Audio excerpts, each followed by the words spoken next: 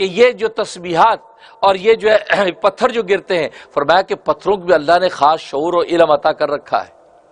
اس خاص شعور و علم کے تحت وہ پہچانتے ہیں اللہ کی وعدیان تو بڑائی کو، نبی کی نبوت اور رسالت کو پہچانتے ہیں۔ خود حدیث میں فرمایا کہ نبی کریم صلی اللہ علیہ وسلم فرماتے ہیں کہ میں مکہ کے اس پتھر کو آج بھی پہچانتا ہوں کہ جب میں اس کے پاس سے گزرتا تھا تو مجھے سلام کرتا تھا، السلام علیکم یا نبی اللہ، اے اللہ کے نبی تجھے سلام ہو۔ پتھر سلام کر رہا ہے، اب پتھر نبی کی نبوت پہچانتا تبھی تو سلام کر رہا ہے، کہتا آج بھی اس پتھر کو پہچانتا ہوں۔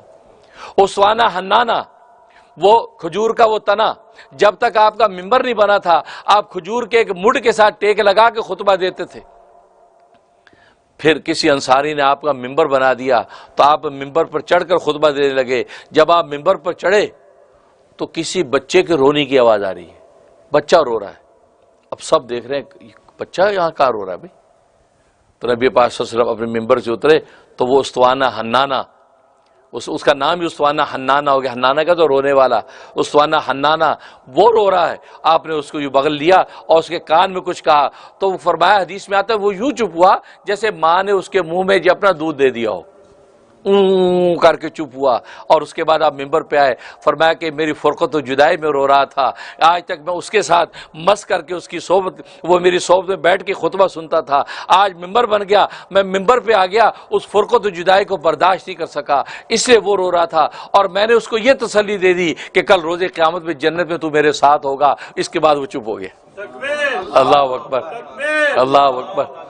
اب بتائیے، اب وہ ایک مڈ ہے، کھجور کا مڈ ہے، دیکھو اس کو یہ شعور علم حاصل ہے کہ یہ نبی ہے، یہ نبی کی صحبت ہے، نبی کی رفاقت ہے، اس کا مطلب اتنا شعور علم اللہ تبارک و تعالی نے جمادات اور نباتات کو بھی دے رکھا ہے جس سے اس چیز کو محسوس کرتے ہیں۔ اس طرح حیوانات ہیں، کتنے حیوانات کے واقعات کہ نبی کریم صلی اللہ علیہ وسلم کے سامنے اونٹ آ کر شکایت کرتا ہے،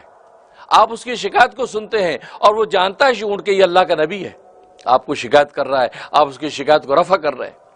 تو معلوم ہوا کہ جمادات، نباتات، حیوانات کے واقعات اس قدر موجود ہیں کہ جس سے پتہ چلتا ہے کہ یہ جو بے جان چیزیں ہماری نظر میں بے جان ہیں، لیکن جس نے ان کو پیدا کیا وہ ان کی جان کو جانتا ہے کہ کس درجے کا شعور ان کے اندر ہے، کس درجے کا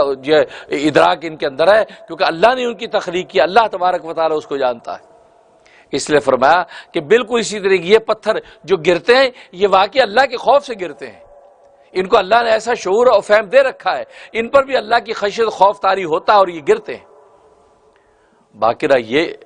کہ ہر پتھر اس وجہ سے گرے یہ ضروری نہیں ہے، ہو سکتا ہے بعض پتھر طبی طور پہ گرتے ہوں، طبی طور پہ گرتے، ہوا کا جھونکا آیا وہ پتھر گر گیا،